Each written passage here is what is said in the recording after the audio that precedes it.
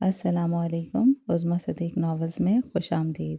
آج جو ہم ناول پڑھ رہے ہیں اس کا ناول کا نام ہے رنگ زندگی کے، اور رائٹر ہیں امریل ولی۔ 400 گہری خاموشی کا راج تھا۔ باہر برف گر رہی تھی۔ اس نے کھڑکی سے پردہ سرکا کر باہر دیکھا۔ سفید ننھے ننھے برف کے گولے زمین پر گر رہے تھے۔ پردہ برابر کر کے وہ آتش دان کے پاس رکھی کرسی پر بیٹھ گیا۔ بہت عرصے بعد اسے یوں پرسکون ماحول ملا تھا اور مطالعہ کرنے کا دل بھی چاہ رہا تھا۔ اس نے کتاب اٹھائی اور پہلا صفحہ کھولا۔ عمارہ احمد کا نام جگمگا رہا تھا۔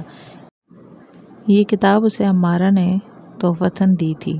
بڑی خوبصورت ہینڈ رائٹنگ میں پہلے صفحے کے بالکل آخری کونے میں اپنا نام لکھ دیا تھا۔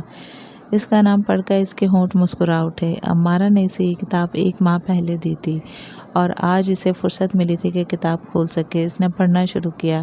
ناول بے حد دلچسپ تھا۔ پڑھتے پڑھتے وقت گزرنے کا احساس ہی نہ ہوا۔ 5 گھنٹوں میں اس نے ناول پڑھ لیا تھا کہ ناول طویل نہ تھا۔ مسلسل ایک ہی زاویے سے بیٹھنے کے باعث اس کی کمر اکڑ گئی تھی۔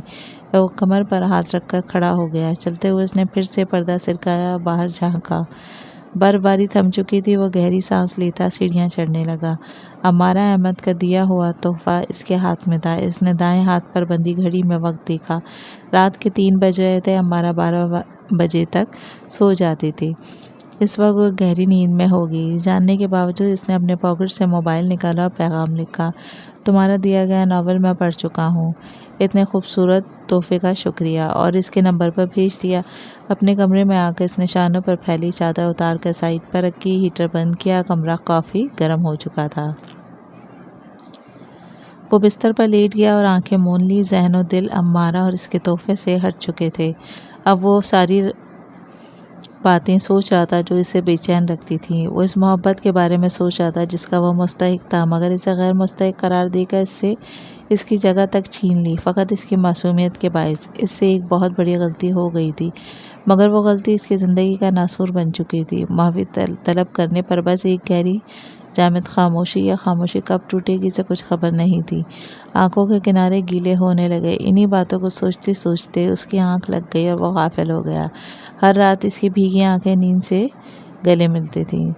تمہاری ماں نے اس ذمہ داری کو نبھانے سے انکار کر دیا ہے۔ میں سوچ رہا ہوں کہ یہ ذمہ داری تمہاری بڑی بھابھی کو سونپ دوں۔ تم کیا کہتے ہو؟ چھٹیوں پر وہ گھر آیا تو شکیل صاحب نے خیریت دریافت کرنے کے بعد اس سے جو پہلی بات کہی وہ یہی تھی۔ وہ لب بھیج گیا: پاپا، میں نے ماما جان کی خوشی کی خاطر یہ کہا تھا کہ وہ میرے لیے اپنی پسند کی لڑکی تلاش کریں۔ اس گھر میں سب نے اپنی مرضی سے اپنے جیون ساتھی کا انتخاب کیا ہے۔ یقیناً بابا جان کے دل میں اپنی مرضی کی لڑکی کو بہو بنانے کی خواہش مچلتی ہوگی۔ اس خواہش کی تکمیل کے لیے میں نے اپنی خوشی سے دستبردار ہونا چاہا تھا۔ اس کے آخری جملے نے انہیں بری طرح چونکا دیا۔ کیا مطلب ارمغان؟ کیا تم کسی کو پسند کرتے ہو؟ شکیل صاحب نے بغور اس کی طرف دیکھتے ہوئے پوچھا۔ میں عمارہ احمد سے بہت محبت کرتا ہوں پاپا، اس نے دھیرے سے نرم لہجے میں اعتراف کیا۔ تو پھر تمہارا دماغ خراب ہو گیا تھا؟ وہ غصے سے بولے۔ ماما جان نے کبھی زبان سے نہیں جتایا، مگر میں جانتا ہوں کہ انہیں اس بات کا بہت دکھ ہے کہ ان کے کسی ایک بیٹے نے بھی شادی کے معاملے میں ان کی پسند کو اہمیت نہیں دی تھی۔ ان کو ارمان تھا کہ کوئی ایک لڑکی تو ایسی ہو جو خالصتاً ان کی پسند پر اس گھر کی بہو بنے، مگر بس اسی لیے میں نے عمارہ احمد سے دستبردار ہونے کا فیصلہ کیا تھا، وہ بھی اکیلے۔ میری وجہ سے انہیں بہت بڑا صدمہ جھیلنا پڑا۔ میں تو بس اتنا چاہتا تھا کہ میری ذات سے انہیں تھوڑی خوشی مل جائے اور میرے دل کا بوجھ کچھ کم ہو۔ اس کی آواز بھیگنے لگی تھی۔ وہ مضبوط اور توانا مرد تھا، مگر جب دل روئے تو آنسو تو بہتے ہی ہیں۔ شکیل صاحب بہت دیر تک کچھ بول ہی نہ سکے۔ یہ سب کرنے سے تمہارے دل کا بوجھ کم تو ہرگز نہیں ہوگا۔ عمارہ کو خود سے الگ کر کے تم کبھی خوش نہیں رہ سکتے۔ وہ گہری سانس بھر کر بولے۔ مگر ماما جان تو خوش ہو جاتی ہوں، مدھم لہجے میں بولا۔ بہت اچھا ہوا جو تمہاری ماں نے تمہارے لیے لڑکی تلاش کرنے سے منع کر دیا۔ دل ہی دل میں تو تم بھی شکر ادا کر رہے ہوگے، وہ شرارتاً بولے۔ ارمغان نے خفگی سے انہیں دیکھا۔ وہ ہنس دیے۔ میں عمارہ سے ملنا چاہتا ہوں کل ہی، وہ آرڈر دینے کے انداز میں بولے تو وہ ہنس پڑا۔ ٹھیک ہے، میں اس سے بات کر لیتا ہوں، وہ اپنے جگہ سے اٹھتے ہوئے بولا۔ اب وہ اپنی جیب سے موبائل نکال رہا تھا۔ اس کے لبوں پر چمکتی مسکراہٹ کو شکیل صاحب نے بہت غور سے دیکھا تھا۔ عمارہ نے انہیں لنچ پر انوائٹ کیا تھا۔ وہ شکیل صاحب سے ملنے کے لیے بہت ایکسائٹیڈ تھی۔ ارمغان نے گھر سے نکلنے سے پہلے اسے بتا دیا تھا کہ وہ لوگ نکل چکے ہیں۔ وہ صبح سے ہی تیاریوں میں لگی ہوئی تھی۔ ان کے آنے کا سن کر وہ کچھ اور بھی تیزی سے کام نمٹانے لگی۔ آدھے گھنٹے بعد اسے دروازے پر بیل بجنے کی آواز سنائی دی۔ دروازہ اسی نے کھولا۔ السلام علیکم، بہت اعتماد اور بھرپور انداز میں اس نے سلام کیا اور پھر سائڈ پر ہو گئی تاکہ وہ اندر آ سکیں۔ شکیل صاحب نے سلام کا جواب دیا جبکہ ارمغان امارہ کو دیکھ رہا تھا۔ امارہ نے سفید رنگ کا پوری آستینوں والا جوڑا پہن رکھا تھا، سر پر بڑا سا دوپٹہ نہایت سلیقے سے اوڑھ رکھا تھا۔ وہ حیران ہی رہ گیا۔ اس نے امارہ کو آج پہلی بار اس لباس میں دیکھا تھا۔ حیران ہونا لازمی تھا۔ شکیل صاحب کو تو وہ پہلی نگاہ میں ہی پسند آ گئی۔ انہیں ڈرائنگ روم میں بٹھا کر وہ کچن میں غائب ہو گئی۔ 5 منٹ بعد وہ چائے کی ٹرے کے ساتھ آتی دکھائی دی۔ سردی کا موسم ہے، دل کرتا ہے بار بار چائے پی جائے۔ امارہ نے مسکرا کر اور ٹرے ٹیبل پر رکھ دی۔ ٹرے میں 3 کپ تھے، 2 میں سادہ چائے جبکہ تیسرے کپ میں کشمیری چائے تھی۔ کشمیری چائے سے بھرا کپ اس نے شکیل صاحب کے سامنے رکھا۔ انہوں نے مسکرا کر ارمغان کو دیکھا۔ وہ تو خود حیران بیٹھا تھا۔ امارہ، تمہیں یاد ہے کہ پاپا کو کشمیری چائے پسند ہے؟ وہ حیرت اور خوشی سے ملے جلے انداز میں بولا۔ وہ بس مسکرا دی۔ آپ نے محض 5 منٹ پہلے تو مجھے بتایا تھا۔ اتنی جلدی میں چائے کیسے تیار ہوتی ہے؟ وہ چائے کا کپ تھام کر حیرانگی سے بولے۔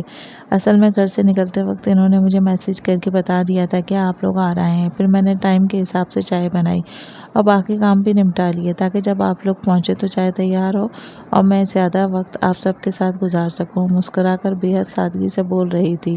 وہ تو بس بے ہوش ہونے والا تھا۔ یہ امارہ کون تھی؟ وہ گھر میں کام کرتی، کھانا پکاتی، مشرقی لباس پہنتی؟ امارہ کو تو ہرگز نہیں جانتا تھا۔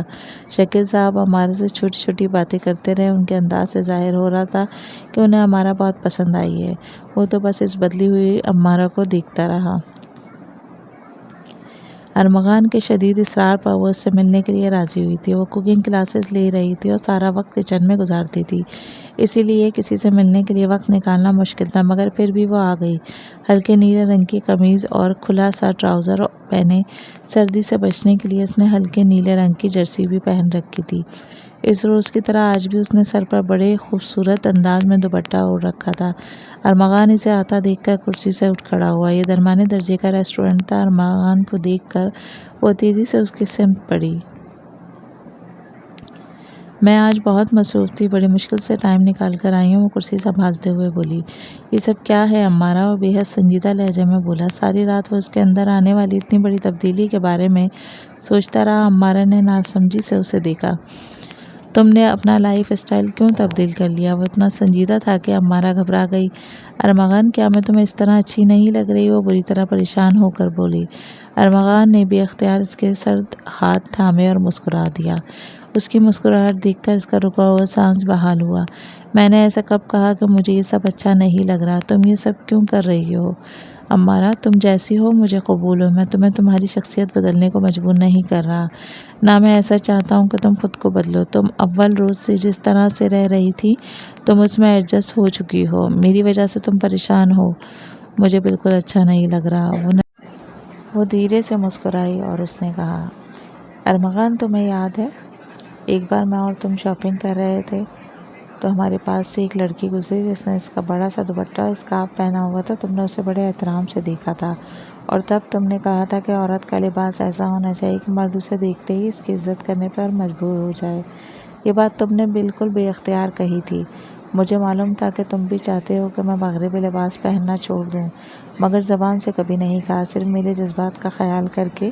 تمہاری پوسٹنگ کے بعد جب تم پہلی بار چھٹیوں پر آئے تب تم نے فیملی البم دکھائی مجھے۔ تمہارے گھر کی اور عورت نے بہت خوبصورت لباس پہن رکھا تھا۔ تب میں نے سوچا کہ اگر میں اس گھر میں اس حلیے میں گئی تو بالکل بھی مناسب نہیں لگے گا۔ ان میں سب کے دل میں کیسے اپنے جذبات پیدا کر سکوں گی؟ شکیل انکل اور تمہارے بڑے بھائی میری موجودگی میں شرمندگی محسوس کریں گے، خواتین نگاہ نہیں اٹھا سکیں گی اور میری وجہ سے تمہیں تکلیف ہو۔ میں کبھی خواب میں بھی ایسا نہیں سوچ سکتی۔ تم میری محبت کی وجہ ہو اور میری وجہ سے تمہیں بدلنے کے لیے کہے کوئی تو میں تمہارے لیے اپنے دل میں موجود محبت کے احترام میں تو خود کو بدل سکتی ہوں نا۔ تم شخصی آزادی کے قائل ہو، میں جیسی ہوں تمہیں ویسے قبول ہوں، مگر تم سے منسلک لوگ میری وجہ سے ضرور برا محسوس کریں گے اور میری ذات کسی کے لیے تکلیف کا باعث بنے، میں کسی کا بھی یہ گوارا نہیں کر سکتی۔ اگر پاپا مجھے جینز اور اس سے چپکی ہوئی شرٹ میں دیکھتے تو وہ کبھی بھی مجھ سے مل کر خوش نہ ہوتے۔ وہ جو اتنے ریلیکس اور مطمئن ہو کر مجھ سے باتیں کر رہے تھے، اس طرح کبھی نہ کر پاتے۔ میں نے ان کی پسندیدہ چائے بنائی، اس چیز نے انہیں کتنا خوش کیا۔ بس ان کی خوشی کے لیے میں نے تھوڑی سی محنت کی ہے۔ میری اس ذرا سی محبت اور تبدیلی نے وہ دیا جس کے لیے میں ساری عمر ترستی رہی ہوں۔ ارمغان، پاپا نے جاتے وقت جو میرے سر پر ہاتھ رکھ کر دعا دی ہے اور میرے ہاتھ میں انعام کے طور پر پیسے رکھے، ان کی اہمیت مجھ سے پوچھو۔ اس دعا، اس محبت کے لیے میں برسوں ترستی رہی ہوں۔ بغیر رکے بول رہی تھی اور اس کا گلا رند گیا تھا۔ ارمغان خاموشی سے اسے سن رہا تھا۔ جب پاپا نے دوسری شادی کرنے کے لیے ممی کو طلاق دے دی تھی، اس وقت میں 13 سال کی تھی۔ جب ممی پاپا الگ ہوئے، مجھے ممی نے اپنے پاس رکھ لیا۔ پاپا ہر ماہ میری اور ممی کے لیے خرچہ بھیجتے تھے۔ ممی پاپا سے بہت محبت کرتی تھی۔ ان کی بے وفائی نے انہیں بیمار کر دیا تھا۔ سال بھر کے اندر ان کا انتقال بھی ہو گیا تھا۔ میں پھر سے پاپا کے پاس آ گئی، جہاں میرے پاپا میری سیکنڈ مدر کے ساتھ رہ رہے تھے۔ وہ بھی پاپا کی طرح بہت سوشل تھی۔ پاپا نے پہلے کبھی بھی مجھے وقت نہیں دیا تھا، مگر اب تو لمحہ بھر کے لیے بھی وہ مجھ سے نہیں ملتے تھے۔ جبکہ علیزے آنٹی تو مجھ سے سرے سے بات ہی نہیں کرتی تھی۔ میرا وجود ان کے لیے رتی بھر اہمیت کا حامل نہیں تھا۔ میرا سارا وقت تنہا گزرتا۔ بظاہر میں نے اس سارے ماحول کو قبول کر لیا تھا، لیکن میرے اندر ایک گھر میں رہنے کی خواہش زور پکڑنے لگی۔ میری دوستی ان لڑکیوں سے ہوئی جو جوائنٹ فیملی سسٹم کا حصہ تھیں۔ ان کے گھر کی باتیں، ماں باپ کا پیار، دادا دادی کے دلار کے قصے سنتی۔ اور پھر یونیورسٹی لائف میں مجھے تم ملے۔ میں اس روز بہت اداس تھی، کلاس لینے کو دل نہیں چاہ رہا تھا۔ یوں ہی ٹہلنے لگی تو تمہاری باتوں نے میرا دل دھیان تمہاری طرف کھینچ لیا۔ تم اپنے دوست سے اپنے پاپا کی باتیں کر رہے تھے، میں تمہاری باتیں سننے لگی۔ میں نے تم سے صرف اسی وجہ سے دوستی کی، میں بہت سوچ سمجھ کر تمہاری طرف بڑھی تھی۔ میں نے پہلے دن ہی سوچ لیا تھا کہ میں تم سے شادی کروں گی۔ ارمغان نے چونک کر اس کی طرف دیکھا۔ وہ پہلی بار اسی یہ بات بتا رہی تھی۔ ہاں ارمغان، تمہاری باتوں سے مجھے اندازہ ہوا تھا کہ تم اپنے گھر والوں سے بہت محبت کرتے ہو، اور مجھے ایسے ہی گھر کی تلاش تھی۔ تمہاری شرافت تو ویسے بھی مشہور تھی۔ مجھ سے دوستی کرتے وقت تم جھجکتے رہے، مگر بالآخر ہم دوست بن ہی گئے تھے۔ جب تم نے مجھ سے اظہار محبت کیا تو مجھے اسی لمحے ادراک ہوا کہ میں بھی تم سے پیار کرنے لگی ہوں۔ بات اب ضرورت کی تھی، اس لیے تمہارے سامنے اس لیے میں آ گئی ہوں، تو صرف تمہاری وجہ سے۔ جن لوگوں سے تمہیں محبت ہے، مجھے بھی ان سے محبت ہے۔ میں ان سے محبت محسوس کرتی ہوں، اور جن لوگوں سے تمہیں محبت انہیں تکلیف کیسے دیں گے؟ وہ دھیرے دھیرے بولتی۔ ارمغان کو اپنے بیحد قریب محسوس ہوئی۔ وہ اپنے سگے رشتوں کی خاطر اسے چھوڑ رہا تھا، مگر وہ تو محض اپنے دل کے رشتے کی وجہ سے اس کے لیے اتنا سب کچھ کر رہی تھی۔ امارا نے جو بھی کیا اسے متاثر کرنے کے لیے نہیں، بلکہ صرف اور صرف اس کی محبت، اس کے احترام میں کیا۔ اور برملا کہہ سکتا تھا کہ وہ دنیا کا خوش قسمت ترین مرد ہے، کیونکہ اس کے پاس امارا احمد ہے۔ آپ نے بلایا تھا مجھے؟ وہ ان کے کمرے میں داخل ہوتے ہوئے بولا۔ زبیدہ بیگم موجود نہیں تھی۔ وہ کچھ دیر پہلے گھر آیا تھا۔ شکیل صاحب نے اس کے لیے پیغام بھیجا کہ وہ ان سے آ کر مل لے۔ بیٹھو بیٹا۔ وہ چشمہ اتار کر ٹانگیں سمیٹنے لگے۔ وہ ان کے سامنے بیٹھ گیا۔ اس روز میں امارا سے مل کر بہت خوش ہوا، مگر کیا تم مجھے یہ بتاؤ گے کہ اس کی فیملی کہاں ہے اور وہ اکیلی فلیٹ میں کیوں رہتی ہے؟ ان کا دل اس وقت بھی چاہا کہ وہ یہ سوال پوچھیں جب وہ امارا سے ملے، لیکن پھر انہیں یہ سب مناسب نہیں لگا۔ پاپا امارا کی مدر تو کافی سال پہلے گزر چکی ہیں۔ پچھلے سال اس کے پاپا کا انتقال بھی ہو گیا تو وہ اس فلیٹ میں رہنے لگی۔ اس کی اسٹیپ مدر موجود ہیں اور اس کے پاپا کے گھر میں ہی رہتی ہیں، مگر امارا ان کے ساتھ ایزی فیل نہیں کرتی، اس لیے وہ اس گھر کو چھوڑ کر الگ رہنے لگی ہے۔ اس نے تفصیل بتائی۔ وہ الگ رہتی ہے، مجھے اس بات پر کوئی اعتراض نہیں، مگر یہ دنیا ہے، یہاں کے کچھ اصول ہیں اور ہم ان اصولوں کو فالو کرنے پر پابند بھی ہیں۔ انہوں نے تہمید باندھی۔ ارمغان بغور انہیں سن رہا تھا۔ میں چاہتا ہوں کہ جب ہم اس کے گھر رشتہ لے کر جائیں تو اس کی اسٹیپ مدر موجود ہوں۔ وہ عورت بھلے ہی سوتیلی ہے، مگر ہے تو اس کی ماں باپ کے انتقال کے بعد وہی اس کی وارث بھی ہے۔ تم امارا سے پوچھ لو، اگر اسے اعتراض نہ ہو تو میں چاہتا ہوں کہ وہ شادی تک کے عرصے میں اپنے باپ کے گھر چلی جائے۔ بہرحال یہ تو رسم ہے کہ لڑکی باپ کے گھر سے ہی ودا ہوتی ہے۔ انہوں نے بات سمیٹتے ہوئے کہا، ٹھیک ہے پاپا، میں عمارہ سے بات کر کے آپ کو بتا دیتا ہوں، لیکن میں آپ کو کچھ بتانا چاہتا ہوں۔ وہ اسے سوالیہ نگاہوں سے دیکھنے لگے۔ پاپا، عمارہ سے آپ ملے بھی، میں بھی پہلی بار اس سے مل رہا تھا، صرف اس لیے کہ آپ کو برا نہ محسوس ہو۔ اس نے مشرقی لباس پہنا اور اتنا بڑا دوپٹہ اوڑھا۔ وہ کھانا پکانا سیکھ رہی ہے اور آپ کو معلوم ہے کہ اس نے سب سے پہلے کشمیری چائے بنانا سیکھی کیونکہ آپ کو پسند ہے۔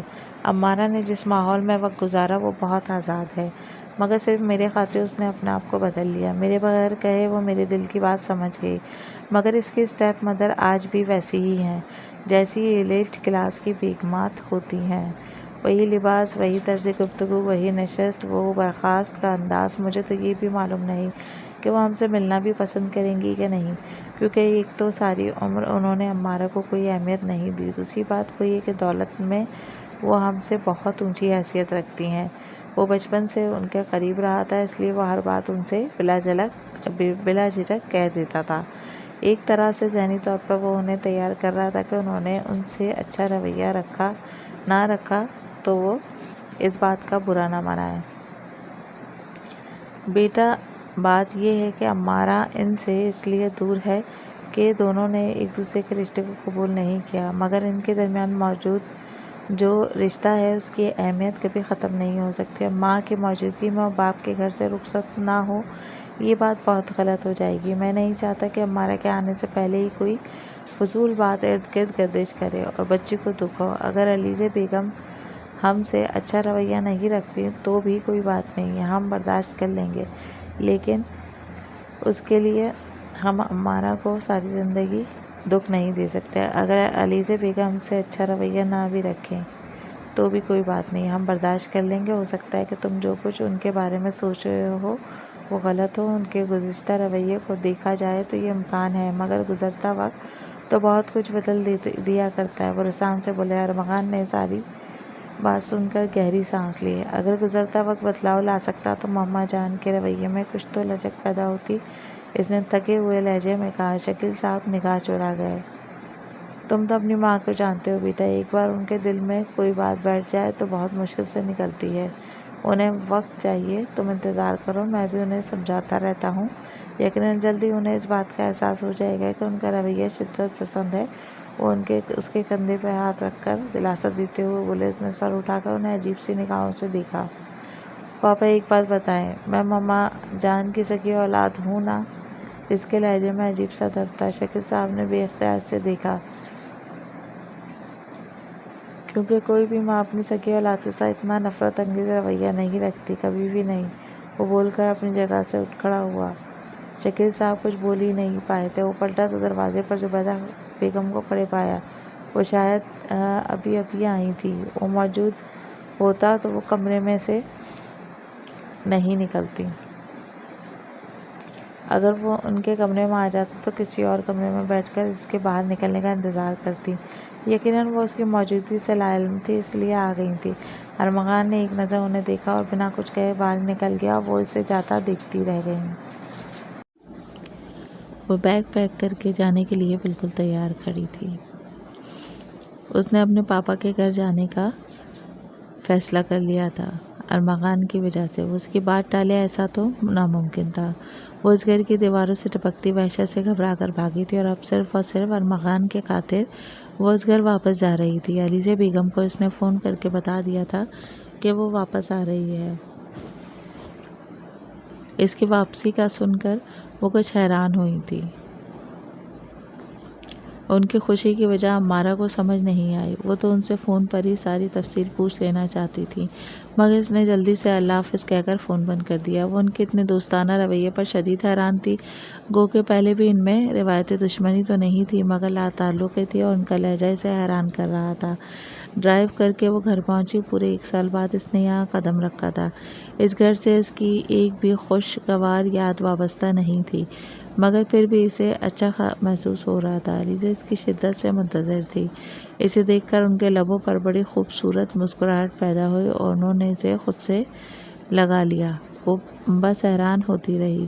بہت اچھا کیا تم نے واپس آ کر امارا، وہ سچے لہجے میں بولی۔ ان کی عمر اس وقت 45 سال تھی، مگر وہ امارا سے بھی کم عمر دکھتی تھیں۔ امارا نے انہیں دیکھتا آج بھی وہ پہلے جیسی ہی تھی۔ ان کی ڈریسنگ، ان کے سجنے سنورنے میں کوئی فرق نہیں آیا تھا، مگر چہرے پر خوشی مفقود تھی۔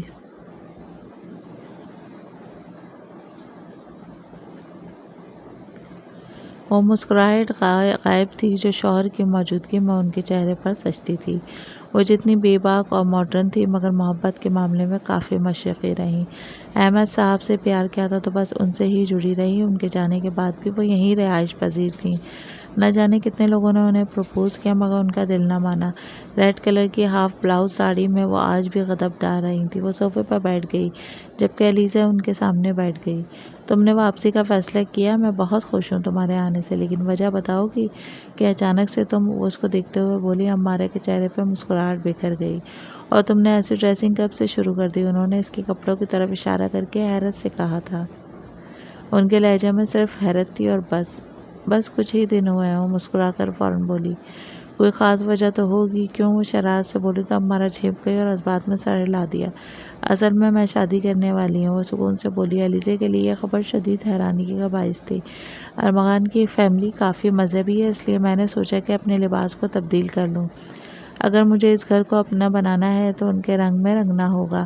ارمغان نے مجھ سے کبھی نہیں کہا، مگر مجھے لگا کہ مجھے اپنا حلیہ تبدیل کر لینا چاہیے، اور میں اس گھر میں بھی صرف اس لیے آئی ہوں تاکہ ارمغان کے مطابق پاپا کی خواہش پوری کر سکوں۔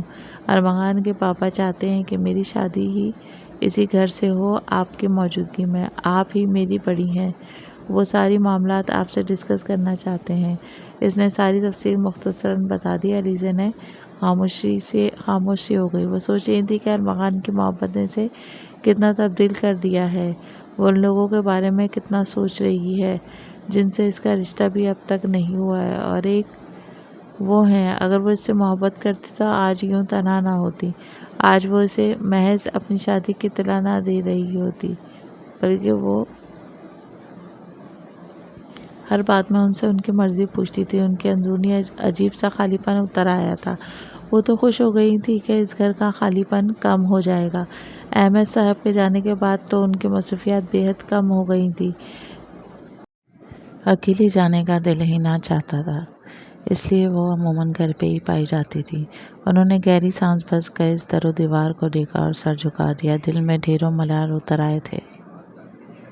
ارمغان کا قیاس ہی رہا علیزے کی آمد پر خوب تیاری کروائی تھی۔ ارمغان نے شاید اس لیے ان کے بارے میں منفی انداز سے سوچا تھا کہ اس عورت نے امارا کے ساتھ سرے سے کبھی کسی تعلق کو کوئی اہمیت ہی نہ دی تھی، تو پھر وہ جس لڑکی کو اہمیت کے قابل نہیں سمجھتی ہیں، اس کے سسرالیوں سے وہ کیوں کر خوش اخلاقی سے پیش آئیں گی؟ مگر وہاں پہنچ کر انہیں خوشگوار حیرت نے گھیر لیا تھا۔ علیزہ نے اس بات کا خیال رکھا تھا کہ ان کے لباس کی وجہ سے امارا کو شرمندگی محسوس نہ ہو۔ وہ ساری عمر اس سے لاتعلق رہیں، مگر اب نہ جانے کیوں ان کا دل کہہ رہا تھا کہ وہ اس کے لیے کچھ کریں۔ بے حد خوبصورت جدید فیشن کے لباس کے مطابق قمیص شلوار انہوں نے پہنا تھا، صرف اس لیے کہ امارا خوش ہو، اور وہ انہیں اس طرح دیکھ کر بے اختیار ان کے گلے لگ گئی تھی۔ وہ پہلی بار ان سے یوں قریب ہوئی تھی۔ ارمغان اور ان کی فیملی بھی ان سے مل کر بہت خوش ہوئی تھی۔ زبیدہ بیگم سارا وقت خاموش رہیں، البتہ شکیل صاحب اور گھر کے باقی افراد کافی خوش اخلاقی برت رہے تھے۔ آپ کو امارا نے ہماری آمد کی وجہ تو یقیناً بتا دی ہوگی۔ شکیل صاحب نے گفتگو کا رخ اصل موضوع کی سمت موڑا تھا۔ آپ کو امارا نے ہماری آمد کی وجہ تو بتا دی ہوگی۔ شکیل صاحب نے گفتگو کا رخ اصل موضوع کی سمت موڑا۔ امارا نے مجھے بتا دیا تھا، اور میں امارا کے اس فیصلے سے بہت خوش ہوں کہ اس نے اپنی زندگی کے لیے بہترین شادی اور ایک اچھا گھر منتخب کیا ہے۔ وہ امارا کو دیکھتے ہوئے مسکرا کر بولی۔ میرا اور امارا کا رشتہ اگر میں چاہتی تو بہت خوبصورت بن سکتا تھا، مگر میں نے کبھی اس تعلق کو سرے سے کوئی اہمیت دی ہی نہیں۔ نہ امارا نے کبھی ایسی کوئی کوشش کی۔ وہ ایسی کوئی کوشش کرتی بھی کیسے؟ میری وجہ سے اس کی ماں کو طلاق ہوئی، وہ بھلا ایسی عورت کو اپنی ماں کی جگہ کیسے دے سکتی تھی؟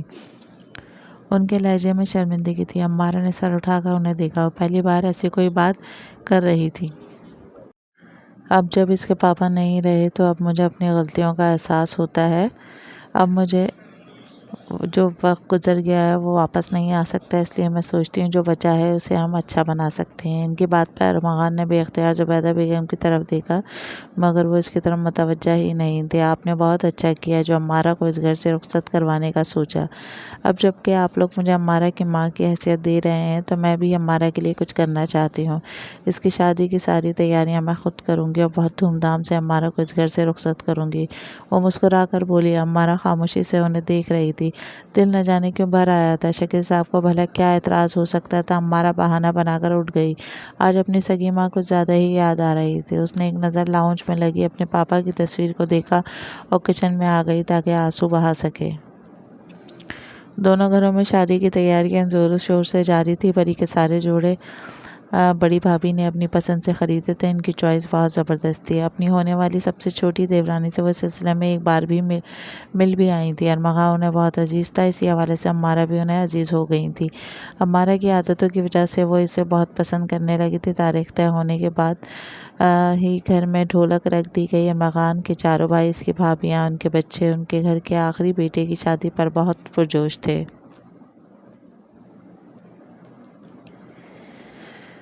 اسی لیے وہ بڑھ چڑھ کر ہر کوئی آگے بڑھ کر شادی کی تیاریوں میں حصہ لے رہا تھا۔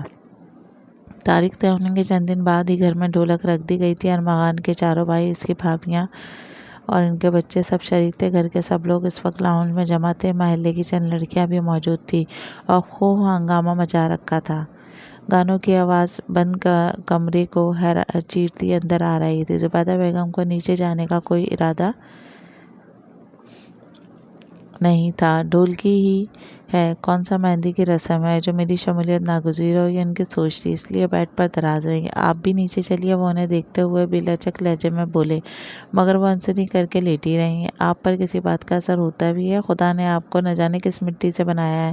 ان کا جواب نہ پا کر وہ شدید غصے میں آ گئے۔ اگر میری مریم زندہ ہوتی تو آج اس کی بھی ڈھولکی ہوتی۔ وہ ان کی بات پر ہک دک رہ گئے، پھر ایک دم ان کے اندر اشتعال امڑ آیا۔ جو مر گئی ہے اس کے ارمان جاگ رہے ہیں اور جو زندہ ہے اسے آپ اپنے رویے اور تلخ باتوں سے جیتے جی مارنے پر تلے ہوئی ہیں۔ ایسی باتیں، وہ بھی ایسے موقع پر کر کے آپ کیا ثابت کرنا چاہتی ہیں؟ دھاڑ کر بولے۔ آپ کو فکر مند ہونے کی ضرورت نہیں، میری باتوں سے اسے مرنا ہوتا تو کب کا مر چکا ہوتا۔ بہت ڈھیٹ ہے وہ، زبیدہ بیگم نے شدید نفرت سے کہا۔ شکیل صاحب ساکت رہ گئے۔ کتنی دیر تو وہ کچھ بول ہی نہ پائے۔ انہیں شدید حیرت ہو رہی تھی، ان کے اندر کتنی نفرت بھری ہوئی تھی۔ وہ جھٹکے سے اپنی جگہ سے اٹھ کھڑے ہوئے۔ تم کیسی عورت ہو؟ اپنے منہ سے اپنی پیدا کردہ اولاد کے لیے تم ایسی باتیں کیسے کر سکتی ہو؟ ایسی بات تم اپنے منہ سے نکال بھی کیسے سکتی ہو؟ ان کا دل تو جیسے کسی نے مٹھی میں دبا لیا تھا۔ ارمغان کے اندر تو ان کی جان تھی۔ انہوں نے سارے لحاظ بالائے طاقت رکھتے ہوئے ان کو جھنجھوڑا۔ نفرت ہے مجھے ارمغان سے، سنا آپ نے؟ صرف ارمغان کی وجہ سے مجھ سے میری مریم دور ہوئی۔ قاتل ہے وہ میری مریم کو، چلانے لگی۔ ارمغان نے جو بھی کیا وہ ناسمجھی کی عمر میں کیا، وہ بہت معصوم تھا۔ تم ایک بات کب سمجھو گی؟ وہ ہزار بار کی بات دہرائی، بات پھر سے دہرانے لگے۔ اس نے میری گود اجاڑی، میں اسے کبھی معاف نہیں کر سکتی، کبھی نہیں۔ وہ اپنی آنکھیں رگڑتے ہوئے بولی۔ شکیل صاحب نے بے بسی سے انہیں دیکھا۔ شکیل صاحب اور زبیدہ بیگم کی شادی بڑوں کی مرضی سے ہوئی تھی۔ زبیدہ اکلوتی بیٹی، 4 بھائیوں کی ایک بہن۔ اتفاق ایسا کہ پورے ددیال میں وہ اکلوتی تھی۔ ان کی کوئی پھپھو نہ تھی۔ وہ چچا تھے، ان کے بھی بیٹے ہی بیٹے تھے۔ ساری عمر سہیلی کو ترستی رہیں۔ ابا ایسے سخت ملے کہ باہر کسی لڑکی سے بھی دوستی نہ کرنے دی۔ دل کی باتیں دل میں ہی رہ گئیں۔ سہیلی کا ارمان دل میں ہمکتا رہا۔ شادی ہوئی تو وہاں بھی ننند نام کی کوئی شے نہ تھی۔ شکیل صاحب اکلوتے بیٹے، یہاں بھی ننند نام کی کوئی شے نہ ملی اور ان کی آس آس ہی رہ گئی۔ بہت سی باتیں دل میں رکھتے ہوئے بھی وہ خاموش رہ جاتی تھی، کیونکہ ساس کے ساتھ تو تھی لیکن ان سے اتنی بے تکلفی نہ تھی۔ شادی کے چند ماہ بعد ہی انہیں خوشخبری ملی کہ وہ ماں بننے والی ہیں۔ ساس تو یہ خبر سن کر بہت خوش ہوئیں۔ اکلوتے بیٹی کی اولاد کو کھلانے کا ارمان بھی شدید تھا۔ شکیل صاحب کو معلوم ہوا تو وہ بھی بہت خوش ہوئے۔ آپ کیا چاہتے ہیں خدا ہمیں کیا دے؟ وہ شرماتے ہوئے ان سے ان کی خواہش جان رہی تھی۔ جو بھی اللہ عطا کر دے وہ دینے والا ہے اور ہم لینے والے ہیں۔ تم بتاؤ کیا چاہتی ہو؟ انہوں نے بھی پوچھ لیا۔ مجھے تو بیٹی کا شدید ارمان ہے۔ آپ کو تو پتہ ہے کہ میرے پورے ددیال میں لڑکیوں کی کتنی شدید قلت رہی ہے۔ ابا نے اتنی سختی رکھی کہ کسی سے دوستی تک نہ رکھنے دی۔ ہمیشہ بہن کے رشتے کو ترسی، سہیلی کے بغیر ساری عمر گزاری۔ بیٹی آ جائے تو شاید دل کو کچھ اطمینان ہو۔ ان کی حسرت پر وہ محض مسکرائے۔ وہ تو بس یہی سمجھے تھے کہ انہیں بیٹی کا ارمان ہے، مگر یہ سمجھنے میں انہیں دیر لگی کہ یہ محض ارمان نہیں ہے۔ پہلے بیٹے عدنان کی پیدائش پر وہ سخت دکھی تھیں، مگر پہلی بار ماں بننے کا احساس دکھ پر غالب آ گیا۔ بیٹی کی خواہش میں اگلے سال ارمان اور پھر اس سے اگلے سال عمران کی آمد ہوئی۔ بیٹوں کو پا کر وہ ذرا بھر بھی خوش نہ تھی۔ ان کی صحت خراب ہو رہی تھی، مگر بیٹی کی خواہش انہیں اپنی صحت سے بے پرواہ کر دیا تھا۔ عمران کے سال بھر کے ہونے کے بعد منیب پیدا ہو گیا۔ 3 سال بعد ارمغان پیدا ہوا۔ ارمغان کے نقوش ان کی ماں جیسے تھے، اور کچھ اس کی حرکتیں اتنی پیاری تھیں کہ وہ اسے بہت پیار کرتی تھی۔ اپنی ساری اولادوں میں سب سے زیادہ ارمغان سے ہی انہوں نے پیار کیا۔ ارمغان 5 سال کا ہوا تو انہیں پھر سے خوشخبری ملی۔ شکیل صاحب بری طرح خائف ہوئے مگر کچھ نہ بولے۔ زبیدہ بیگم دن رات بیٹی کی دعائیں کرتی، ان کی طبیعت بھی خراب رہتی تھی۔ ارمغان ان سے اتنا قریب ہو گیا تھا کہ کسی اور سے بہلتا ہی نہ تھا۔ زبیدہ بیگم کی خراب طبیعت کے پیش نظر وہ ارمغان کو سنبھالنا چاہتے، مگر وہ ماں کے سوا کسی اور کے پاس جانا چاہتا ہی نہیں تھا۔ خوب خراب طبیعت اور پھر ارمغان کے لیے انہوں نے چڑچڑا کر دیا تھا۔ وہ ہر بار بیٹی کی دعا مانگا کرتی تھی، مگر دعا قبول نہ ہوئی۔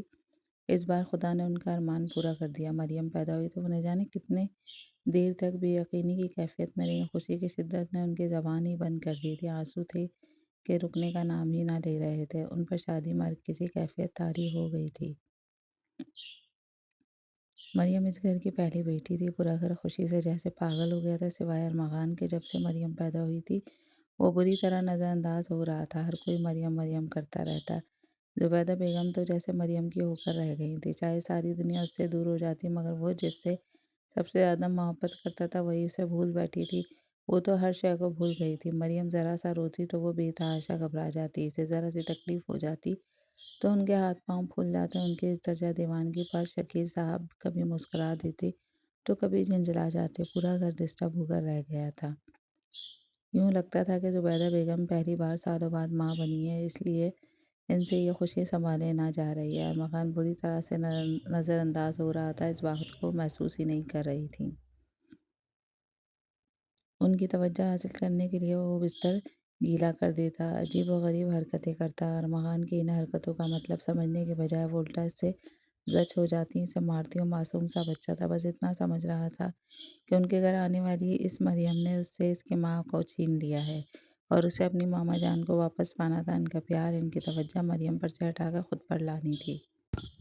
مہک، کیا تم ایک دن کے لیے اپنی ریڈ والی فراک مجھے دو گی؟ 6 سالہ ارمغان اپنی کلاس فیلو اور پڑوسن سے اس کی فراک مانگ رہا تھا۔ میری فراک تمہیں کیوں چاہیے؟ مہک بھی اس کی ہم عمر تھی اور بلا کی ذہین گھور کر بولی، وہ فراک اس کی پسندیدہ، پھر بھی وہ ایسی بات کر رہا ہے۔ مہک کو غصہ آ گیا۔ تمہیں تو معلوم ہے کہ ہمارے گھر ننھی منی آئی ہوئی ہے۔ وہ نئی منی اتنے کلرفل ڈریس پہنتی ہے کہ ماما جان کو میں نظر ہی نہیں آتا۔ ان کلرفل ڈریسز کی وجہ سے ماما جان اس سے بہت پیار کرتی ہیں۔ تم مجھے اپنی وہ والی فراک دے دو، میں ایسے ڈریس پہنوں گا تو ماما جان پھر سے مجھ سے پیار کرنے لگیں گی۔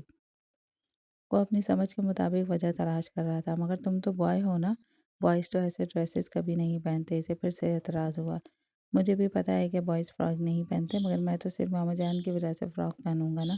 مجھ سے مریم آئی ہے، ماما جان نے مجھے پیار تک نہیں کیا اور نہ ہی مجھے اپنے پاس بلاتی ہے۔ دیکھنا تم، جب میں یہ فراک پہن کر جاؤں گا نا تو وہ مجھ سے بہت پیار کریں گے۔ ارمغان کی آنکھیں جھلملانے لگی۔ مہک نے اس کے آنسو صاف کیے اور اسے اپنے کمرے میں لائی اور فراک اسے پکڑا دی۔ تم یہ فراک پہنو، میں اپنی ریڈ والی لپسٹک اور پونیاں بھی لے کر آتی ہوں۔ میں جب بھی یہ پہنتی ہوں نا، ممی مجھے لپسٹک بھی لگاتی ہیں، پونیاں بھی باندھتی ہیں۔ وہ بول کر دراز کھنگالنے لگی۔ اس نے فراک پہنی۔ مہک نے اپنی سمجھ کے مطابق سے لپسٹک لگائی اور پونیاں بھی باندھی۔ بڑی بڑی آنکھوں اور سرخ سرخ گال فراک پہنے وہ لڑکی لگ رہا تھا۔ اب چلو تمہاری ماما جان کے پاس چلتے ہیں، مگر چپکے سے۔ ممی اپنے روم میں ہے، انہوں نے دیکھ لیا تو بہت ڈانٹ پڑے گی۔ وہ آہستہ سے بولی۔ دوپہر کا وقت تھا، لاؤنج بھی خالی تھا۔ وہ آرام سے نکل آئے، مگر گھر پہنچے تو وہاں بھی سکون تھا۔ سارے بچے مسجد گئے ہوئے تھے، دادی بھی اپنے کمرے میں تھی۔ مہک نے اس کی بیسٹ فرینڈ ہونے کا پورا پورا حق ادا کیا اور وہ اسے اس کی ماں کے کمرے کی طرف لے گئی۔ ماما جان، وہ دروازہ کھول کر اس نے سر اندر گھسا کر کہا اور پھر اندر آ گیا۔ زبیدہ بیگم بیڈ پر دراز تھیں۔ ان کی آنکھیں بند تھیں۔ مریم ان کے برابر لیٹی رہی، سو رہی تھی۔ ارمغان نے پھر سے انہیں پکارا تو انہوں نے آنکھیں کھولی۔ اس پر نظر پڑتے ہی وہ جھٹکے سے اٹھ کھڑی ہوئی۔ ارمغان، تم نے مسکرا کر ان کی طرف دیکھا۔ وہ رات بھر کی جاگی ہوئی تھیں۔ مریم بیمار تھی، پریشان، اور نیند کی کمی نے انہیں چڑچڑا بنا دیا تھا۔ ان چند دنوں میں ارمغان نے انہیں اتنا بیزار کر دیا تھا کہ وہ اس سے حد درجہ عاجز آ چکے تھے۔ اس کا یہ حلیہ دیکھ کر وہ غصے سے پاگل ہو گئی تھی۔ انہیں یہ بھی یاد نہ رہا کہ ان کے چلانے سے مریم، جو بڑی مشکل سے سوئی ہے، جاگ جائے گی۔ ارمغان کو انہوں نے مار مار کر ادموا کر دیا تھا۔ ارمغان کا رونا اور مریم کا سوتے سے جاگ کر چلانا سن کر دادی بھاگتی ہوئی آئیں۔ کچھ لمحے تو وہ بھی ارمغان کے حالات دیکھ کر حیران رہ گئی تھیں۔ پھر ارمغان کو ان سے چھڑا کر زبیدہ بیگم کو ٹھیک ٹھاک سنا کر اسے اپنے کمرے میں لے آئیں۔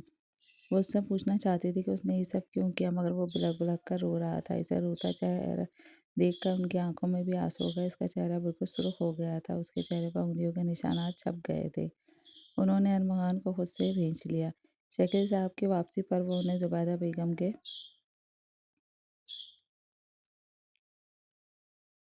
غیر متوازن رویے کی بابت بتانا چاہتی تھی تاکہ وہ انہیں سمجھائیں، مگر ان کا تھکا ہوا دیکھ کر وہ خاموش ہو گئیں۔ مریم کی خرابی طبیعت کی وجہ سے ان کی نیند بھی پوری نہیں ہوئی تھی۔ ان کی حالت دیکھ کر وہ چپ ہی رہیں۔ اس پٹائی کے بعد سے تو ارمغان مریم کا پکا دشمن بن گیا تھا۔ اگر مریم کمرے میں اکیلی ہوتی تو وہ چپکے سے جا کر اسے کاٹتا، مارتا۔ زبیدہ بیگم پھر اس کی پٹائی کر دیتی۔ انہوں نے اسے مریم کا رشتہ سمجھانے کی کوشش ہی نہیں کی۔ اگر وہ اسے سمجھاتی کہ وہ اس کی چھوٹی بہن ہے، اسے اس سے پیار کرنا چاہیے، اپنی محبت کا احساس دلاتی کہ وہ آج بھی ان کی ماما جان ہے، مگر ساتھ ہی مریم کی ماما جان بھی ہے، تو یقیناً ارمغان کے دل میں اتنی نفرت پیدا نہ ہوتی۔ ایک رات یوں ہی ان سے پٹنے کے بعد وہ دادی کی گود میں گھسا روئے جا رہا تھا۔ اس گھر کا وہ واحد بچہ تھا جو زبیدہ بیگم نے اسے مسلسل پیٹا تھا، اور وہ اسے اب چپ کرانے کی کوشش کر رہی تھی، مگر وہ چپ نہیں ہو رہا تھا۔ تو وہ اسے کہنے لگیں، دیکھو، اگر تم اب چپ نہیں ہوئے تو میں تمہیں کالی چڑیل کے پاس بھیج دوں گی۔ انہوں نے اسے ڈرایا۔ کالی چڑیل وہ کیسی ہوتی ہے؟ وہ رونا بھول کر حیرت سے سوال پوچھنے لگا اور مسکرائیں۔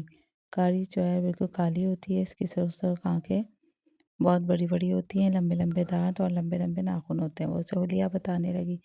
کالی چڑیل کیا ہوتی ہے؟ وہ ڈرنے کے بجائے سوالات پوچھنے لگا۔ جو بچے ممی کو تنگ کرتے ہیں نا اور بہت روتے ہیں، وہ انہیں اٹھا کر لے جاتی ہے اور ان کا گلا دبا دیتی ہے۔ دادی کے بجائے عدنان نے جواب دیا، جو ان کے پاس ہی سے جڑ کر بیٹھا تھا۔ وہ سہم سا گیا، مگر لمحے بھر کے لیے گلا کیسے دباتے ہیں؟ ارمغان نے پھر سے سوال کیا۔ عدنان چڑ گیا۔ ایسے اس نے اپنے دونوں ہاتھ اس کی گردن پر رکھے اور ہلکا سا دباؤ ڈالا۔ گلا دبانے سے کیا ہوتا ہے؟ عدنان بال نوچنے لگا۔ دادی ہنس پڑی۔ گلا دبانے سے بندہ مر جاتا ہے، پھر اسے مٹی میں دفنا دیتے ہیں، عدنان نے جواب دیا۔ ارمغان کی توجہ رونے سے ہٹ گئی تھی۔ دفنانے سے کیا ہوتا ہے؟ دادی نے اسے خود سے لپٹا لیا۔ اس کے سوال سنگین ہوتے جا رہے تھے۔ جسے ایک بار دفنا دیا جائے تو وہ پھر کبھی واپس نہیں آتا۔ دادی کے گھورنے کے باوجود عدنان بول پڑا۔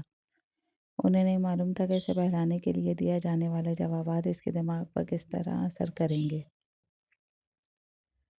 چند دنوں میں وہ ہو گیا جس کے ہونے کا کسی کو گمان تک نہ۔ مریم کو سلا کر زبیدہ بیگم کچن میں آ گئیں تاکہ کھانا پکا سکیں۔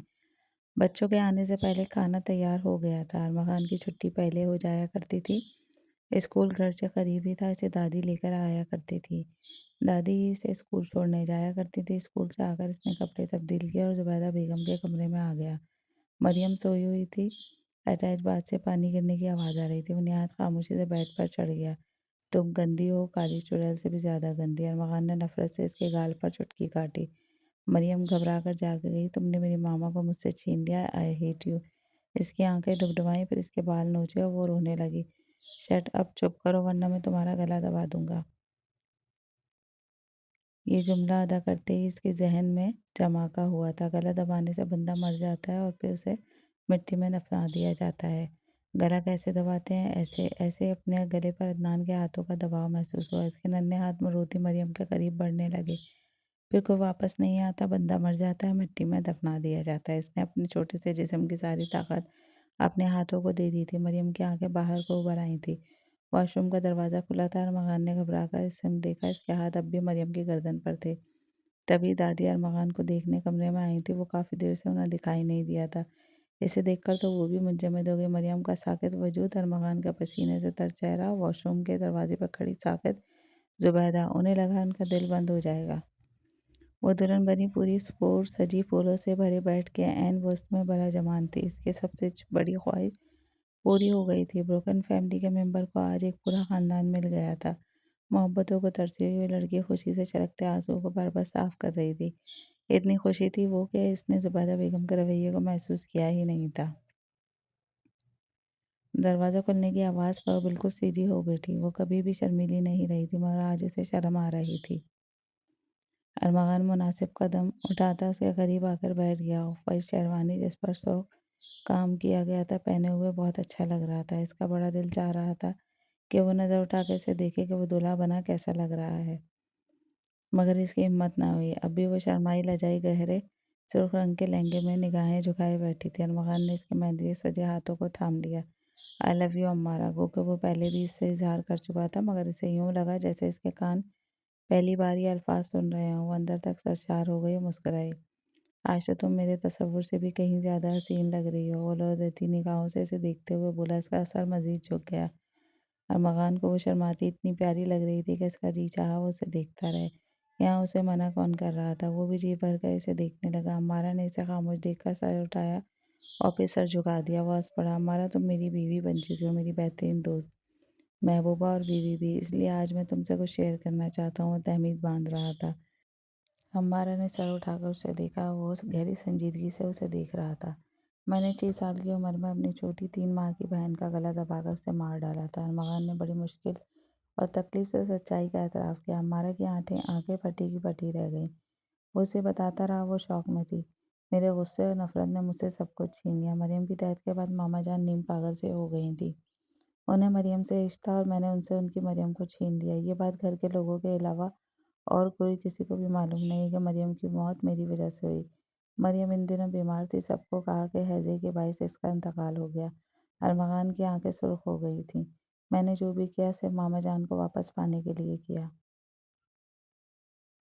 مگر وہ مجھ سے بہت دور ہو گئیں، اتنا کہ اگر میں چاہوں بھی تو یہ فاصلہ نہیں کاٹ سکتا ہوں۔ مجھ سے شدید نفرت کرتی ہیں، کلام تک کرنا پسند نہیں کرتی۔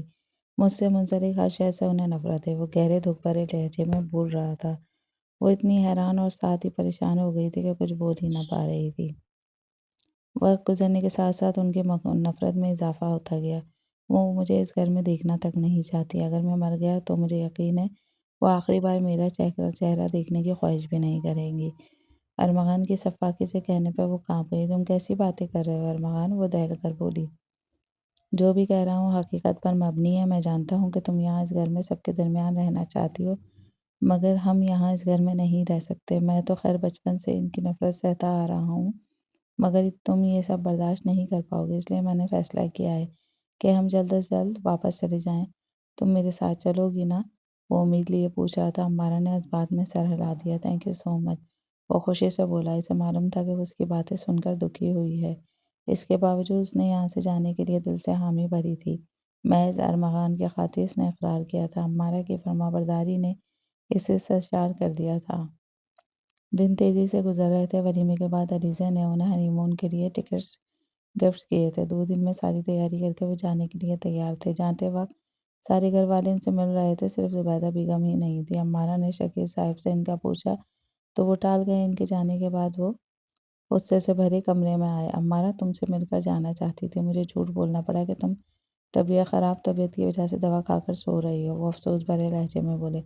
تو میرے نہ ملنے سے ان کا ٹرپ کینسل تو نہیں ہو گیا؟ دوسری بات آپ اتنا بھڑک کیوں رہے ہیں؟ وہ لیٹی ہوئی تھی، ان کی طرف رخ موڑ کر تیوری چڑھا کر بولی۔ میں نے اپنی پوری زندگی میں تم جیسی پتھر دل عورت نہیں دیکھی، نہ جانے کس مٹی کی بنی ہوئی ہے۔ انہیں شدید ترین غصہ آ رہا تھا۔ آپ ہر روز ایک ہی بات دہرا دہرا کر میرا موڈ کیوں خراب کرتے ہیں؟ وہ جھنجھلا کر اٹھ کر بیٹھ گئی۔ تم ارمغان کی غلطی کیوں نہیں بھول جاتی؟ وہ بھی دو بدو بول رہی۔ نہیں بھول سکتی، وہ پتھر ہو گئی۔ مت بولو زبیدہ بیگم کہ اگر ارمغان نے ایسی حرکت کی تھی تو اس کی پوری ذمہ داری صرف تم پر آتی ہے۔ تم ہو جس کی غلطیوں نے ارمغان کو اس حد تک جانے پر مجبور کیا۔ وہ ان کی طرف انگلی سے اشارہ کر کے بولے۔ آپ کیسے؟ ان کی بات ادھوری رہ گئی۔ ارمغان کو عرض سے فرش پر تم نے پٹخا۔ مریم کو پا کر تمہیں لگا کہ بس ایک وہی تمہاری اولاد ہے، باقی جاتی ہیں بھاڑ میں۔ وہ صرف تمہاری توجہ کھینچنے کو الٹی سیدھی حرکتیں کرتا تھا اور تم اس پر ہاتھ اٹھاتی۔ وہ تم سے پیار لینے کے خاطر مہک کا ریڈ فراک پہن کر تمہارے پاس آیا تھا، پر تم نے کیا کیا؟ مار مار کر اس کا بھی حلیہ بگاڑ دیا۔ ارمغان کے دل میں مریم کے لیے جو بھی نفرت پیدا ہوئی وہ تمہارے اس غیر متوازن شدت پسند رویے کی وجہ سے ہوئی۔ نہ تم ارمغان کو اتنا نظر انداز کرتی، نہ وہ مریم کو اپنے راستے سے ہٹانے کے لیے اس کا گلا دباتا۔ مریم تمہارے غلط رویوں کی بھیڑ چڑھی، ساری غلطی تمہاری ہے۔ قاتل تم ہو، ارمغان نہیں۔ بولو اب کیا کرو گی؟ خود کو معاف کر سکو گی یا نہیں؟ وہ ان کی بات کاٹ کر شدید غصے میں بولتے چلے گئے۔ وہ دھواں دھواں چہرہ لیے انہیں دیکھتی رہ گئیں۔ الفاظ کہیں کھو گئے تھے۔ دونوں بالکل خاموش سے بیٹھے اپنی اپنی سوچوں میں گم تھے، لیکن دونوں کی سوچیں زبیدہ بیگم کے گرد گھوم رہی تھیں۔ عمارہ کو ماضی پرست عورت لگی تھیں، جن کی سوچ اس لمحے میں قید ہو کر رہ گئی تھی جب انہوں نے ارمغان کو مریم کا گلا دباتے دیکھا تھا۔ انہوں نے پہلے تو انجانے میں اور پھر جان بوجھ کر ارمغان کے لیے اپنے دل میں موجود ممتا کا گلا دبا دیا تھا۔ وہ کیوں اس سے محبت جتاتے جس نے ان کی اس اولاد کو مار ڈالا، جو لاکھوں دعاؤں ہزاروں منتوں کے بعد پیدا ہوئی تھی۔ اس سارے معاملے میں وہ یہ اکثر فراموش کر بیٹھی تھی کہ ارمغان اس وقت محض 6 برس کا تھا۔ جو کچھ بھی ہوا وہ ایک معصوم اور ناسمجھ بچے کے ہاتھوں ہوا تھا۔ اس نے سوچوں کے گرداب سے نکل کر اپنے برابر بیٹھے گمسم سے ارمغان کی طرف دیکھا۔ چہرے پر گہری سنجیدگی طاری کیے وہ کیا سوچ آیا ہے عمارہ جانتی تھی۔ اس نے ارمغان کے کندھے پر ہاتھ رکھا تو وہ چونک اٹھا۔ وہ اس کی سمت دیکھ کر مسکرائی، جواباً وہ بھی مسکرایا۔ اس کی جوابی کارروائی پر اسے ہنسی آ گئی۔ ہنس کیوں رہے ہو؟ وہ ایک دم پوچھنے لگی۔ آج کل مجھے ہنسنے کے لیے کوئی خاص وجہ درکار نہیں ہوتی۔ زندگی نے اتنی ساری خوشیاں میری جھولی میں ڈال دی کہ دل ہر وقت خوشی سے بھرا رہتا ہے۔ وہ اس کے توانا بازو پر سر ٹکا کر بولی اور آنکھیں مون لی۔ ڈرائیور گاڑی چلا رہا تھا اور وہ دونوں پچھلی سیٹوں پر بیٹھے تھے۔ وہ پہلی بار یوں کسی اور کے سامنے اس کے قریب ہوئی تھی۔ ارمغان کو اس کی اس حرکت کی وجہ جو بھی سمجھ میں آئی، وہ اسے خود میں مصروف دیکھ کر تکلیف دہ سوچوں سے نجات دلانے کی کوشش کر رہی تھی۔ وہ مسکرا رہا تھا، پھر اس سے باتیں کرنے لگا۔ سارا سفر وہ دونوں ہنستے بولتے رہے تھے۔ ان 15 دنوں میں وہ شمالی علاقہ جات کی ہر خوبصورت جگہ دیکھ کر ڈھیر ساری قیمتی یادیں سمیٹ کر واپس آئے۔ عمارہ اور ارمغان دونوں نے گھر بھر کے لیے تحفے خریدے تھے اور اب وہ سب ساتھ بیٹھے باتیں کر رہے تھے۔ سفر کی تھکن گھر کے لوگوں سے مل کر ہی اتر گئی تھی۔ تم تو بہت پیاری ہو گئی ہو۔ اور صحت مند عمران کی بیگم زنیرہ نے اس کے بھرے بھرے چہرے کو دیکھ کر کہا تو وہ مسکرائی۔ عمارہ واقعی بہت پیاری ہو گئی ہے۔ بڑی بھابھی نے بھی اس کی تعریف کی۔ کوئی میری تعریف بھی کر دو، ارمغان نے دہائی دی۔ سب ہنسنے لگے۔ کھانا کھانے کے بعد وہ سب لاؤنج میں بیٹھے تھے۔ ارمغان نے جو تحفے خریدا تھا وہ لے آیا، جبکہ عمارہ اٹیچی کھول کر بیٹھ گئی۔ اٹیچی میں بھی کچھ گفٹس تھے۔ تحفے سب کو بہت پسند آئے تھے۔ عمارہ یہ کس کے لیے خریدا ہے تم نے؟ ارحمہ جو منیب کی بیگم تھی، اس نے اٹیچی میں رکھے پنک اور ریڈ کلر کے بچوں کے فراک اٹھا کر تعجب سے دیکھا۔ اس گھر میں تو کوئی لڑکی ہے ہی نہیں، بس لڑکے ہی لڑکے ہیں۔ پھر وہ فراک لپک کرتے ہوئے بولی تو سب ہی اس طرف متوجہ۔ یہ فراک تو میں نے اپنی فرینڈ کی بیٹی کے لیے خریدی ہے، اس نے جلدی سے مسکرا کر کہا۔ منیب، یہ ماما جان کے لیے ہم دونوں نے خریدا ہے، تم انہیں دے آؤ۔ وہ گفٹ پیک ہاتھ میں تھامے اس سے بولا۔ سب کی توجہ عمارہ پر سے ہٹ کر ارمغان کی طرف اس کے سخت لہجے پر ہوئی۔ وہاں ایک دم خاموشی چھا گئی تھی۔ تھکن جب بڑھنے لگی تو وہ اٹھ کر کمرے میں آ گئے۔ کپڑے بدل کر وہ بیڈ پر لیٹی تو اس نے ارمغان کو دیکھا۔ وہ گہری سوچ میں گم لگ رہا تھا۔ وہ بستر پر لیٹ گئی۔ کیا سوچ رہے ہو؟ اس کی طرف کروٹ لے کر بولی تو وہ چونک اٹھا۔ کچھ خاص نہیں، اس نے ٹالتے ہوئے گھر آ کر کتنا اچھا محسوس ہو رہا ہے نا، کس قدر سکون مل رہا ہے۔ وہ آنکھیں موند کر بولی۔ ارمغان نے کچھ نہ کہا۔ ہمارا تم نے وہ فراک کیوں خریدی تھی؟ کچھ دیر بعد وہ بولا۔ جب ہم بچوں کے لیے گفٹس خرید رہے تھے تو میری نظر اس فراک پر پڑی۔ مجھے وہ اتنی پیاری لگی کہ میں نے بنا سوچے سمجھے خرید لی۔ بھابھی کے پوچھنے پر سمجھ نہ آیا کہ میں کیا جواز پیش کروں، اس لیے جھوٹ بول دیا۔ وہ گہری سانس بھر کر بولی۔ مزے کی بات بتاؤں، جو فراک میں نے مہک سے لے کر پہنی تھی، اس کا اور اس فراک کا ڈیزائن کافی مشابہ ہے۔ وہ مسکرا کر بولا۔ آپ کو ابھی تک اس کا ڈیزائن یاد ہے؟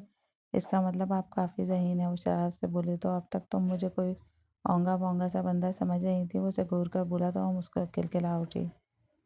ایسا پہلی بار ہوا تھا کہ ارمغان واپس لوٹنے کے بعد ان سے ملنے ان کے کمرے میں نہیں آیا تھا۔ منیب نے اس کا دیا تحفہ ان کو تھما دیا اور چلا گیا۔ وہ تحفہ لے کر انہوں نے سائیڈ میں رکھ دیا تھا۔ غیر ارادی طور پر اس کی آمد کے منتظر تھے۔ جب انہیں یہ بات محسوس ہوئی تو وہ گڑبڑا کر رہ گئیں۔ اپنی شادی کے وقت ارمغان نے ان کا جو رویہ دیکھا تھا اور ڈھولکی کے وقت ان کے لبوں سے نکلنے والے الفاظ جو اس نے غلطی سے سن لیے تھے، وہ انہیں پھر سے مٹانے اور اپنی خوشی میں شامل کرنے کی خواہش لے کر آیا تھا، مگر ان کے غصے سے بھری نفرت میں ڈوبی آواز نے اس کے اندر زہر بھر دیا تھا۔ ایسے الفاظ اس نے پہلی بار سنے تھے، ان کے ذہن نے اس کے وجود کو نیلو نیل کر دیا تھا۔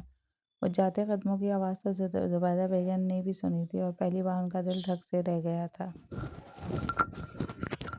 اس روز کے بعد انہوں نے ارمغان کے رویے میں واضح فرق محسوس کیا تھا، اور نہ جانے کیوں تب سے وہ بے چینی محسوس کر رہی تھی۔ ارمغان نے ان کی طرف لپکنا، ان سے بات کرنے کے بہانے ڈھونڈنا بھی چھوڑ دیے تھے۔ ہنی مون گزار کر واپس آنے کے بعد ایک ہفتے بعد زبیدہ بیگم پاؤں مڑنے کے باعث سیڑھیوں سے گر گئی تھیں۔ انہیں فوراً اسپتال لے جایا گیا۔ ان کے ٹخنے کی ہڈی ٹوٹ گئی تھی۔ سب ان سے ملنے آئے، خیریت دریافت کی۔ جب تک وہ اسپتال میں رہیں، ان کے سارے بیٹے ان کی خدمت میں لگے رہے۔ ان کی بہوؤں نے بھی ان کا خوب خیال رکھا۔ امارا بھی مسلسل ان کا خیال رکھ رہی تھی۔ واحد ارمغان تھا جس نے ایک بار بھی انہیں اپنی شکل نہیں دکھائی تھی۔ جس روز وہ ڈسچارج ہو کر آئیں، اس کے 2 روز بعد وہ اور امارا واپس چلے گئے۔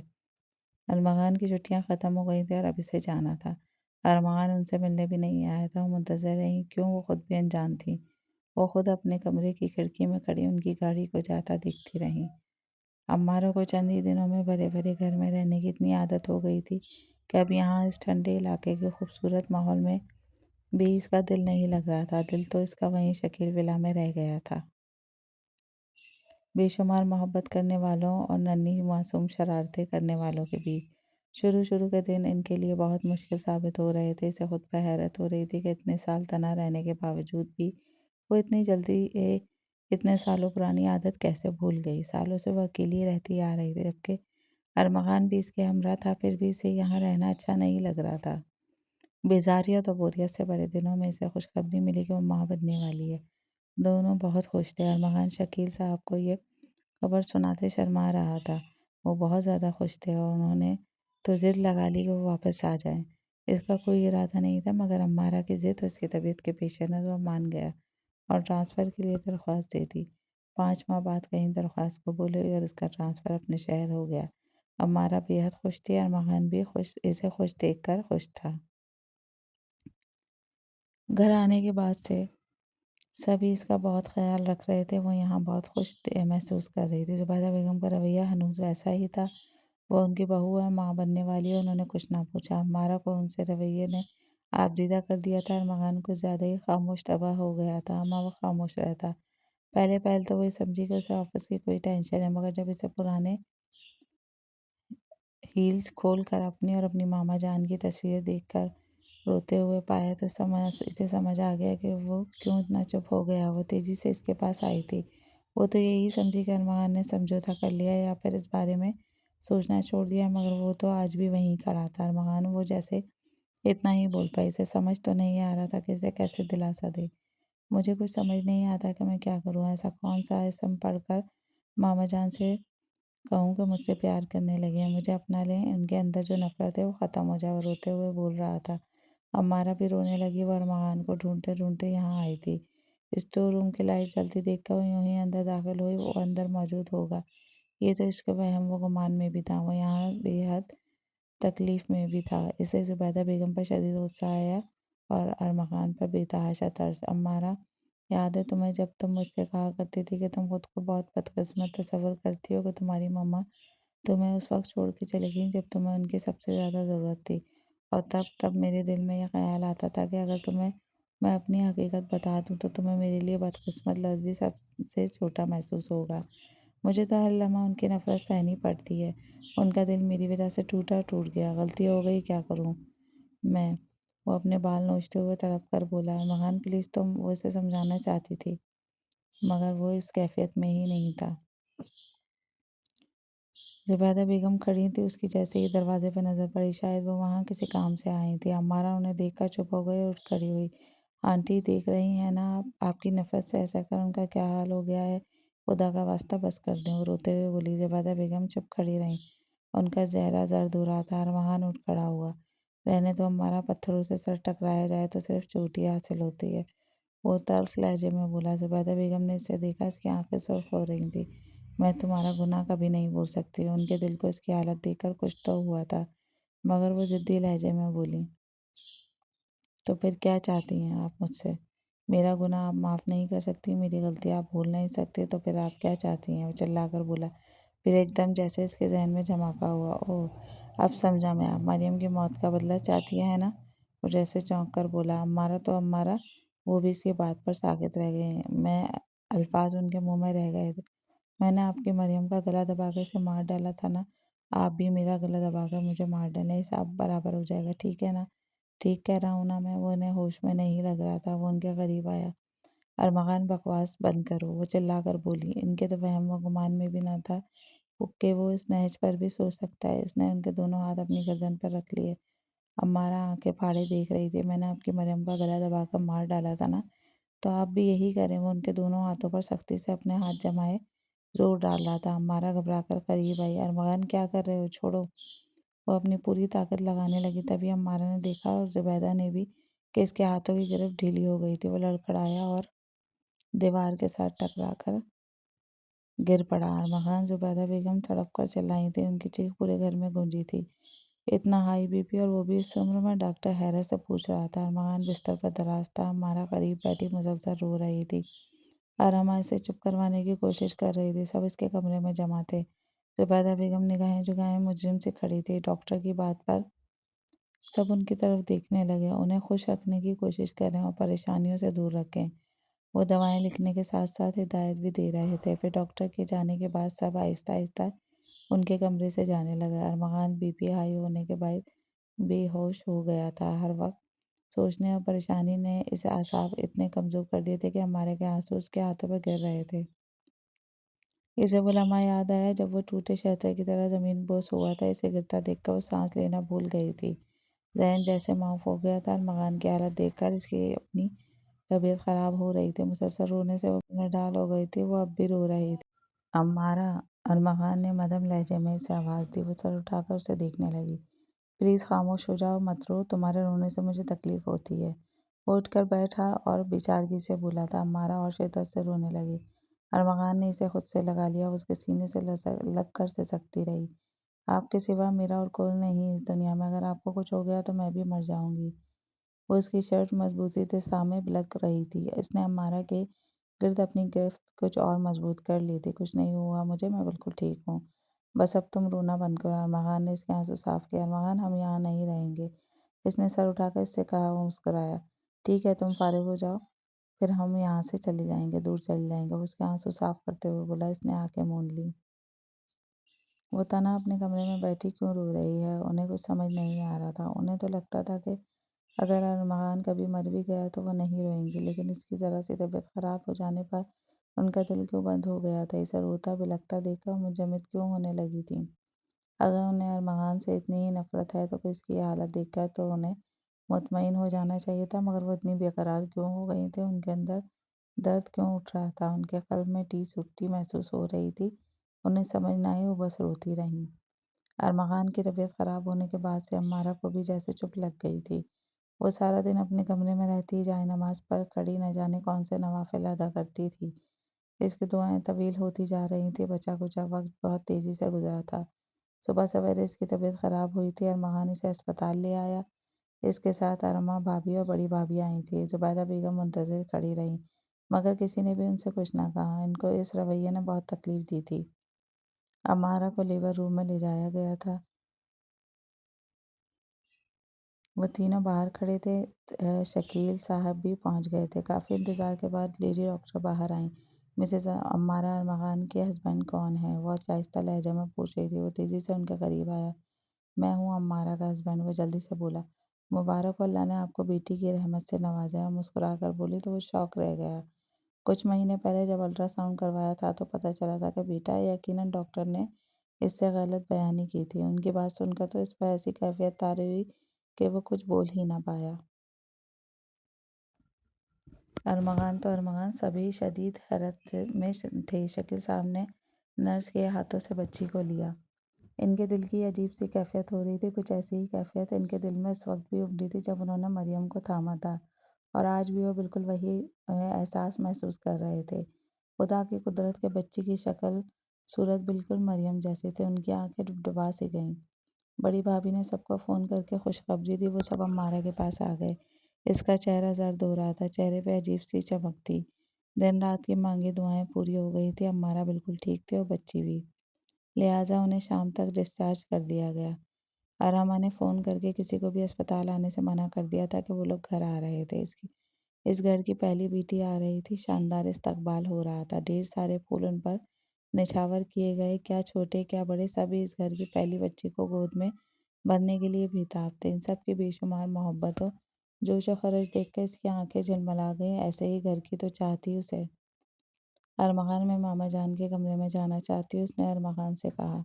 ارمغان نے حیرت سے اس کی سمت دیکھا تھا۔ مگر کیوں؟ میں وہیں جا کر بتاؤں گی، مجھے لے جاؤ، وہ نقار زدہ آواز میں بولی۔ وہ اسے سہارا دیتا ان کے کمرے میں لے آیا۔ ان دونوں کو دیکھ کر وہ شدید حیران ہوئی تھی۔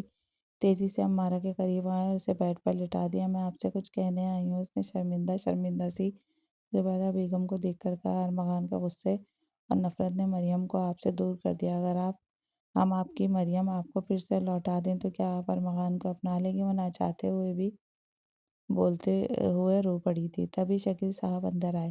ان کی گود میں مریم تھی۔ وہ لپک کر ننھی پری کو ان کی گود سے لے کر چومنے لگیں۔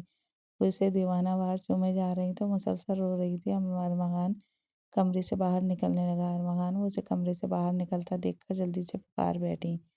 وہ ٹھہرا۔ اس ایک پکار کو سننے کی خاطر وہ بہت سال ترسا تھا۔